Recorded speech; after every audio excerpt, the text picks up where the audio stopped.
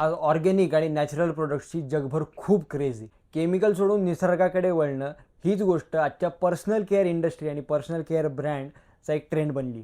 Just माहितीसाठी सांगतो, आजच्या ऑर्गॅनिक क्रांतीच्या 100 वर्ष आधी एका मराठी माणसाने नैसर्गिक सुगंधी द्रव्यांचं एक मोठं साम्राज्य उभं केलं होतं. त्यांचं नाव होतं तात्यासाहेब केळकर. 1920 ते 30चं दशक होतं. तेव्हा परदेशी सेंट आणि परदेशी अत्तरांचाच बोलबाला होता. तेव्हा तात्यासाहेब केळकरांनी एस केळकर अँड कंपनी सुरू केली. त्यांच्या या कंपनीने भारतात अरोमा केमिस्ट्री आणि नॅचरल फ्रेग्रन्सच्या निर्मितीला एक व्यावसायिक रूप दिलं. भारत, युरोप आणि इतर देशांमध्ये असलेल्या या व्यवसायांसाठी त्यांनी कच्चा माल सुद्धा पुरवला.